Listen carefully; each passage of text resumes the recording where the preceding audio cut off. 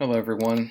Today I'll be talking about my class project, which is facilitating firefighter health and wellness on and off shift. Um, so, a firefighter's health and wellness is something that's often neglected or at least not prioritized, especially uh, when they're off shift. This is due to many factors, which might include lack of resources or time mismanagement, lack of knowledge, or any other any other uh, thing related to those things. Uh, Physical, mental, and emotional health related deficits have been cited in this line of work for decades, if not longer. And while most are aware of these issues, the problems still manage to persist. So as I'm going through the rest of these slides, I like to have everyone keep in mind that this is a big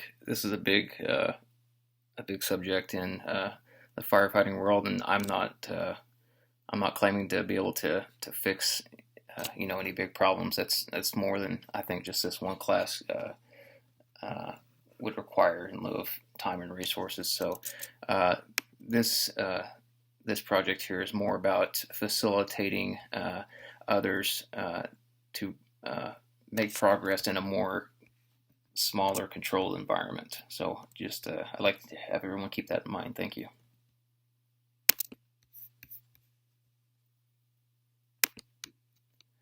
So on to the actual issue at hand. I'll be using my department, South Metro Fire Protection District, as the example department in my upcoming proposal. When it comes to health and wellness programs, many, if not most, departments have implemented uh, programs or policies that promote physical and mental well-being in firefighters. In order to ensure that employees are benefiting from these programs, a lot of those departments have even implemented protocols that include mandatory participation. Examples of that are minimum fitness standards. They require an hour of physical activity a day or something like that. Or they require participation in post-traumatic event meetings or debriefings after things like that. And while I think that those programs are very beneficial to many people, um, I think that those are relied heavily while people are on shift. It kind of leaves a question as to whether or not there are things that a department might do to accommodate their employees a little bit better while they're off shift as well, in regards to physical and mental wellness. Um, so we're going to be looking at the question of whether or not there's things they can improve on and how they might be able to do that by way of a collaborative approach. So we will talk about that in just a minute coming up here. Um, I'd like to get a little bit more specific about some of these health issues. So for those who aren't really familiar with the types of work schedules that firefighters work, I'll give you a few examples here. So for a typical full-time firefighter, work schedules consist of any combination of times that they average out to where you're on shift for 1/3 of all time, and with the remaining 2/3, of course, you are spent off shift. Uh, so, for example, South Metro works a 48-96 hour rotation where they're at work for 48 hours straight and they're off for 96 hours straight after that. So it's a 2-day, 4-day rotation is what it's known as. Um, so since maintaining overall health is something of concern for somebody at 24/7, I don't think it's unreasonable to explore um, a little bit more facilitation for people. Sickness and injuries, they happen, and they don't sickness and injuries don't subside just because someone clocks out. They follow you home. So um, health and wellness is something that needs to be worried about at all times, especially when you work in a career that you're more susceptible to those things happening to you.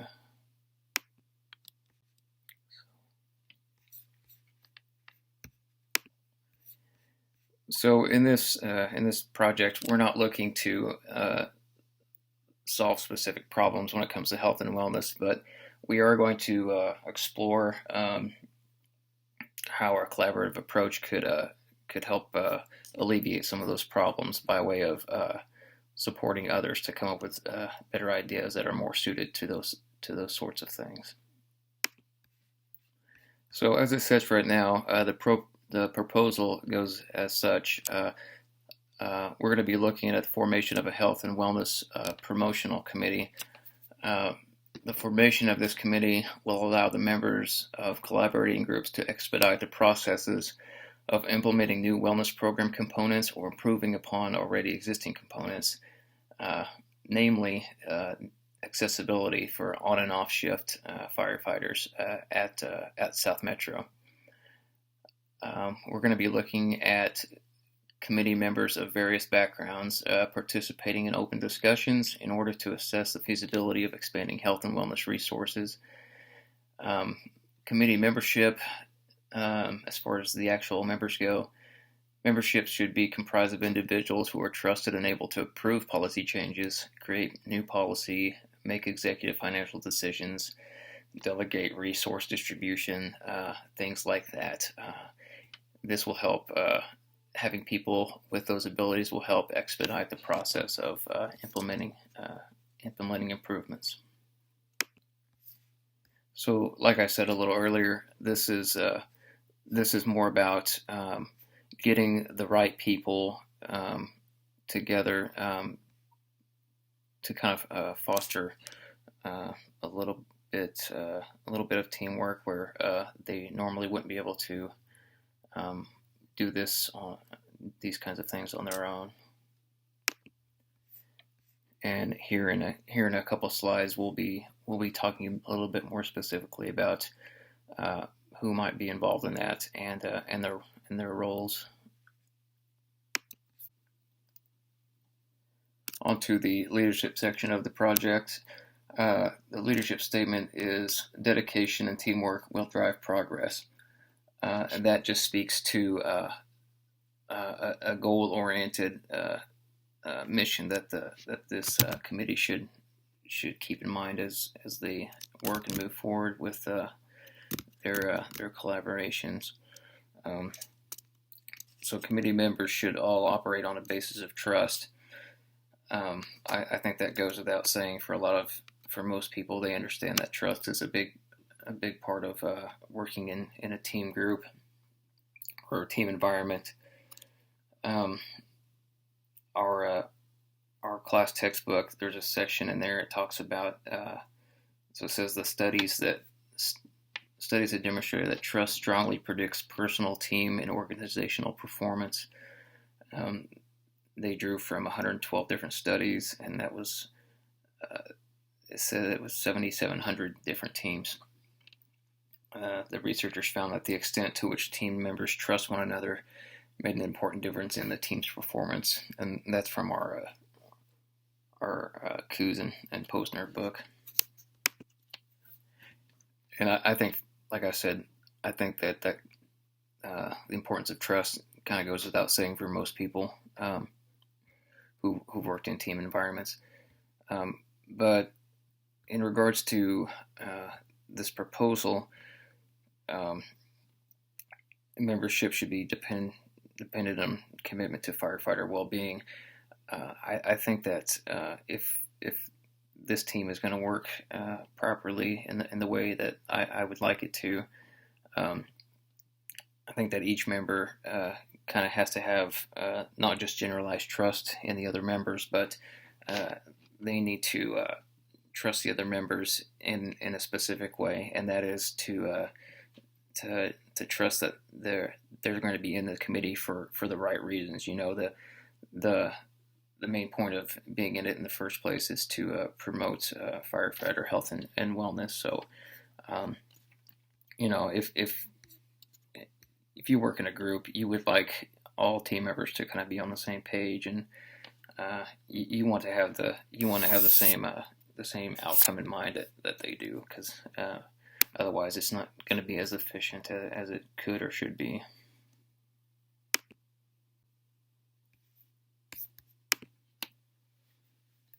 As for collaboration in the project, um, equal participation between committee members will foster trust and expedite brainstorming and policy-making processes. Um, so I think that collaborative efforts in problem solving and impossible policy creation are going to be necessary for this group. Uh, South Metro has good working relationships between department administration, board of directors, local city and county governments, the local IAFF union, and the community, and that list goes on. But I think it'd be a good idea that these are already well-established relationships. And I think they should be leveraged in order to create a committee that would facilitate the brainstorming and problem-solving aspects of policy making for firefighter health and wellness. Here on the right side of this slide, I just made a simple little graph to show what groups might be comprising this committee itself, and this is not meant to be a hard and fast list here. This is just a few examples. Didn't mean to exclude any other groups that might be interested in this, but just for a little visual aid. The reason some of these groups have been picked, here on the left side, I've got resource sharing, public outreach, utilization. These are things that other organizations might be able to help with. As far as public outreach goes, as a firefighter, we have the opportunity to do public outreach at every call we respond to. There's a lot of opportunities for PR. However, I'm sure there's other community organizations that are a little bit more attuned to that kind of specific work and can kind of build upon that better than we could. When it comes to things like resource sharing and utilization, one just little quick idea I had for this committee to explore is, so when it comes to resource sharing and utilization, we've got some people on our department that they're able to teach CPR classes to people and get them certified. So a little idea to expand off of that is we might be able to get in touch with some community businesses or something. I was thinking specifically about gyms in the local area. So access to healthcare facilities like gyms might be beneficial for firefighters to use off of shift. We might approach those gyms and propose that we would teach their employees, get them CPR certified for free. If in exchange we could maybe work out a deal to where we could give our firefighters a half price discount on a gym membership or even a free membership if they're able to do that. But the reason we need some more collaboration in lieu of that is because things like the equipment needed to teach people that kind of stuff, that's funded by our taxpayers. So there's a little bit of gray area as to whether or not that would be an appropriate use of our taxpayer funding. So we would need some input from people to see if see if that's just one example of an idea we had. But yeah, we definitely need to get input from people to see whether that would be appropriate or not. But yeah, that was just to highlight the importance of needing to collaborate with other people to get those little problems like that figured out quickly.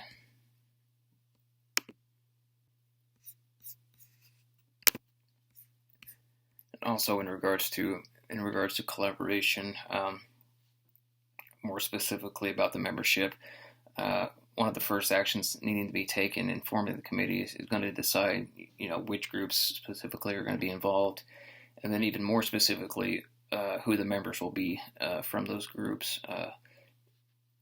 Membership should include individuals who are empowered to make executive decisions in regards to policy creation or policy change. After that's decided, members should work together in order to form a more concrete mission statement and clear-cut goals for the committee itself. Members should operate as equal participants to allow disputes to be settled democratically if that is ever an issue of contention there. The final part of this project is the impact section. So what we were looking for in forming this committee and trying to get people to work together to form a more concrete goal for the committee itself. So in order to achieve any positive measurable outcomes, all the members involved in both the committee and the affected workforce, they need to be engaged and active in this process. Any solutions presented or policies proposed should be done in good faith with no results expected other than those trending in positive directions. So the overall improved health and wellness of department firefighters should be the primary concern in regards to participating in this committee. The aforementioned the impact of actions taken by this collaborating committee could be of great potential. Not only would expanding the health promotion directly benefit the firefighters involved, but also indirectly benefit the community served and the department itself. Detriments in firefighter health. They definitely affect the community serves. People get sick and injured. There's less people on shifts in order to help other people. So, and as far as the department goes, injury and sick leave, those are big. Those are big financial problems each department faces. So, a healthier workforce is definitely not a detriment to anybody involved. So part of the committee's responsibilities in this will need to be some sort of monitoring, so they can make sure that changes in time are being recorded. If after implementing some of the committee's policy changes or creations, we see it. If after that we see a decrease of injury, sick time, call-ins, things like that, we'll definitely consider the actions of the committee a success. We'll just have to also have the committee probably establish timelines for those sorts of things, and something like this might definitely affect who might participate in this committee as well. I'm not certain of the kinds of the groups that are able to facilitate that kind of information gathering, but that's just something else to consider in forming the committee itself. The very last thing that I'll bring up in this proposal is I will point out that there are going to be some limitations to this as well. So much of the success of this health promotion movement within this department, it's going to rely on the voluntary participation of the firefighters involved. encouraging involvement is going to be another big part of the committee's responsibilities. Um, so, one example of a hurdle to involvement in regards to just mental well-being alone, IAFF did a study in 2017. It found that 92% of firefighters still view seeking treatment as a sign of weakness. Um, Another limitation, as with most other organizations, that's the issue of just funding. Part of the committee's research into health and wellness access or expansion is going to have to be an evaluation for the need of increased funding, and if there is a need for it, the procurement of those funds. So there's a lot to consider in this proposal. I know that was probably a lot for you guys to take in, even though it's not a specifically health and wellness presentation in itself, but just the facilitating part of it, like I said at the beginning. So thank you guys for watching.